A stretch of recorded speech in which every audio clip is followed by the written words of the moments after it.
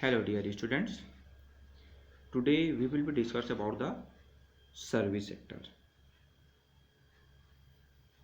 जैसे कि आपने प्रीवियस जो क्लासेस है वहाँ पर देखा कि जो हमारा रूरल जो लाइवलीहुड है, देन आपके जो हमने नेक्स्ट जो आया अर्बन लाइवलीहुड। तो फर्स्ट जो पॉइंट था जिसमें मैक्सिमम जो पीपल्स है जो आपके टाउन्स और सिटीज़ के, वो आपके बहुत सारे जो लोग हैं वो आपके इंडस्ट्रीज़ में एम्प्लॉयमेंट होते हैं, उनका जो लाइवलीहुड है इंडस्ट्रीज़ में चलता है। बट आपके बहुत सारे ऐसे जो होते हैं जो सर्विस सेक्टर में भी एम्प्लॉयमेंट होता है। सो the service industry employees more than half the people working in cities.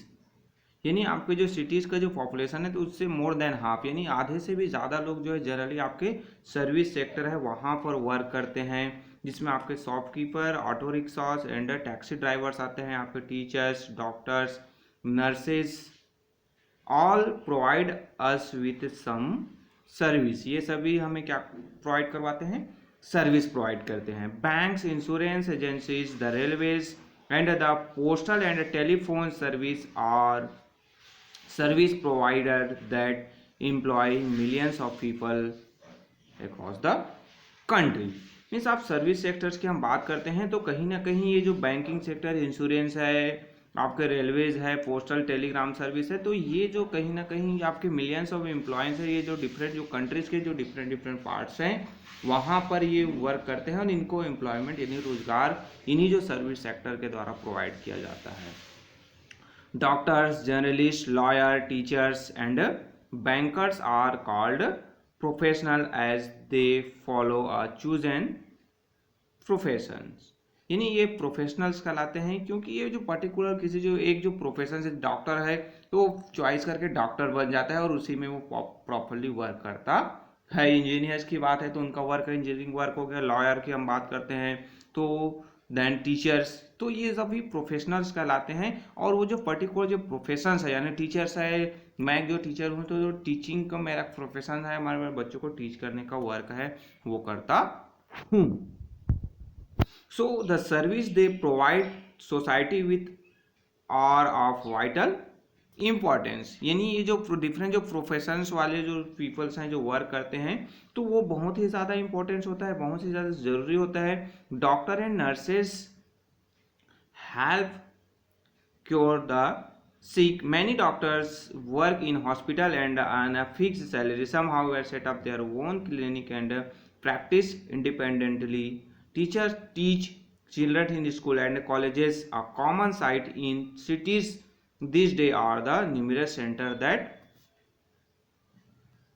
offer extra coaching to students. Such coaching centers also employed several teachers. People who work in bank help people manage their money. They also work for a monthly salaries।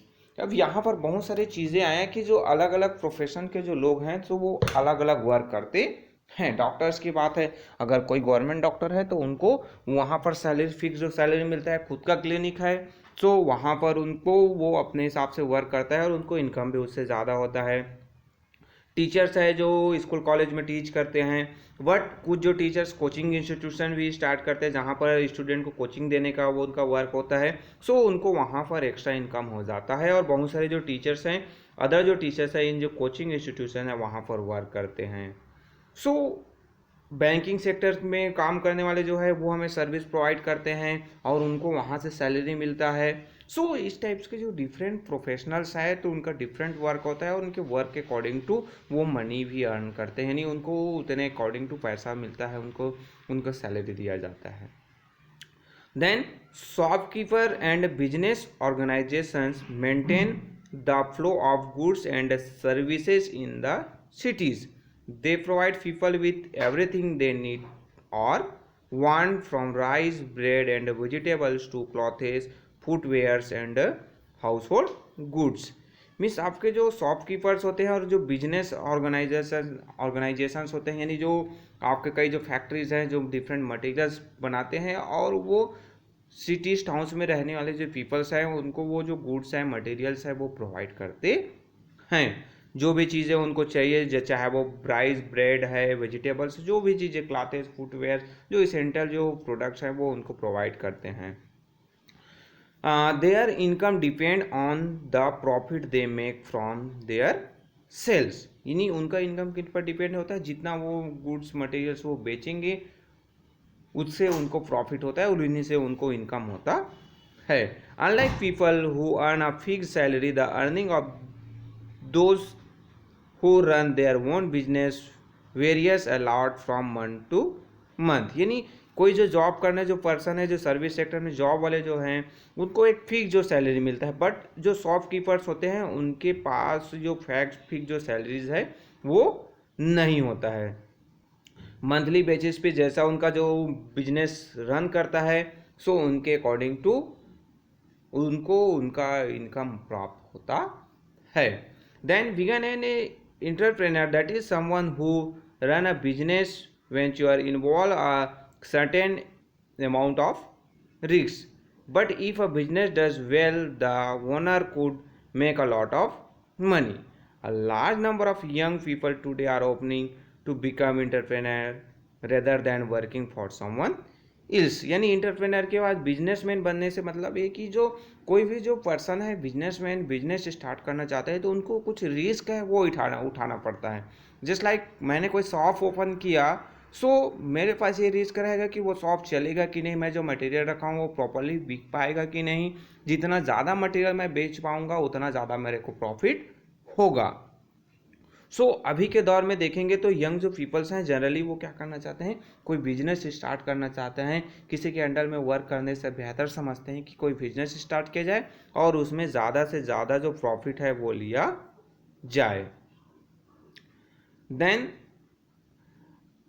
Another major source of employment in city these days are business process outsourcing, जिसे कहा जाता है BPO, यानी आपके बाहर से many companies abroad outside some of the their process like billing to BPO units in India because it is cheaper to have the work done here, यानी आपको जनरली क्या हुआ कि कई जो ऐसे जो कंट्रीज है जो बाहर से यहाँ पर अपना जो कंपनी चलाते हैं, बाहर में उनका मेन जो सेंटर है और यहाँ पर वो कंपनी रन करते हैं, तो ऐसे सेंटर के जो मालिक होते हैं वो क्या करते हैं कि यहीं पर ही जहाँ पर इंडिया में बात की जाए तो अपने जो सेंटर खोल लेते हैं और वहाँ पर बीपीओ यूनिट यानी बिजनेस प्रोसेस आउटसोर्सिंग के थ्रू यहीं के जो लोकल जो एम्प्लॉय है उनको वर्क देते हैं और अपना वर्क चलाते हैं। सो उनको यहाँ से भी प्रॉफिट हो जाता है, अगर वहाँ से जो लेबर लाएंगे तो उनको ज़्यादा कॉस्ट पड़ जाएगा, बट यहीं के जो लोकल जो पीपल्स हैं वर्क करते हैं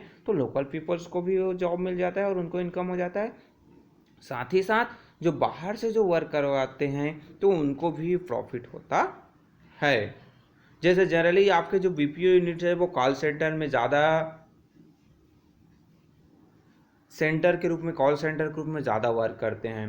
they are centralised office which handle large volume of information by telephone. For example a computer company may get query from customer about how to run their computers or how to solve problem they might have encountered while working on their machines. To computer company ask a call center to handle all such calls and solve the customer problem by telephones. Means अब यहाँ पर example बताया गया है कि कैसे जो एक कॉल सेंटर और कोई कंप्यूटर से रिलेटेड कंपनी है या फिर जनरली हम मोबाइल नेटवर्क से रिलेटेड कंपनी की बात करते हैं, सो हमें कोई प्रॉब्लम होता है तो हम कॉल सेंटर के पास कॉल करते हैं और वो हमें हमारे प्रॉब्लम से रिलेटेड गाइडेंस देता है और हमारे प्रॉब्लम को सॉल्व करता है। सो अब यहाँ पर क्या होता है कि अगर कोई जैसे जस्ट लाइक हम जियो की बात करें तो जियो का एक कंपनी है, वहाँ पर हम कॉल करते हैं तो ये फिक्स नहीं है कि वो जो कस्टमर केयर वाले जो बात करते हैं वो किसी ऑफिस में बैठे हों, वो एक बिजनेस प्रोसेस आउटसोर्सिंग के थ्रू एक एम्प्लॉय हो सकता है और वो अपना वर्क अपने घर बैठे भी कर सकता है। जैसे कोई कॉल आया तो उस कंपनी मेरे पास फॉरवर्ड कर दिया, मैंने उस कॉल को रिसीव किया और जो प्रॉब्लम है उससे रिलेटेड मैंने उनको सॉल्यूशन बता दिया। सो ये होता है आपका बीपीओ, यानी कोई भी जो बिजनेस प्रोसेस आउटसोर्सिंग के थ्रू कोई भी जो बंदा है, कोई भी जो पीपल्स है वो कहीं भी रहकर वर्क कर सकता है और जो सामने वाला प्रॉब्लम है उसको सॉल्यूशन कर सकता है। सो ये आपके सर्विस सेक्टर से रिलेटेड इंडस्ट्रीज हुआ। देन आपका नेक्स्ट आता है कि हम माइग्रेशंस की बात करते हैं। माइग्रेशन मीन्स जो कुछ जो पीपल्स है वो क्या करते हैं, एक जगह को छोड़कर दूसरी जगह चले जाते हैं। माइग्रेशन होता है, मूवमेंट्स होता है उसका। सो more and more people are moving from rural areas to urban areas in search of job. This moment is called migration। यानी जनरली आपका क्या हुआ कि जो एक जगह से छोड़कर दूसरी जगह जो पीपल माइग्रेट होते हैं, जैसे यहाँ पर rural areas to urban areas, जो बेटर जॉब के लिए, बेहतर जॉब के लिए वो गाँव को छोड़कर शहर में चले जाते हैं। सो इसमें क्या होता है कि जो आपके जो सिटीज़ में जो जॉब अपॉर्चुनिटीज़ हैं वो एबिलिटी ज़्यादा होती है कंपेयर टू विलेज। यानी गांव में जो एक मेजर जो एक्टिविटी हमने जो देखा था रूरल लाइवलीहुड में कि एग्रीकल्चर है, मेन ऑक्यूपेशन होता है, उसके अलावा और कुछ दूसरे जो ऑक्यूपेशन है उसमें भी लोग लगे रहते हैं। बट आप सिटीज़ में देखें जाएंगे तो वहाँ पर जॉब अपॉर्चुनिटीज़ बहुत ज़्यादा होता है।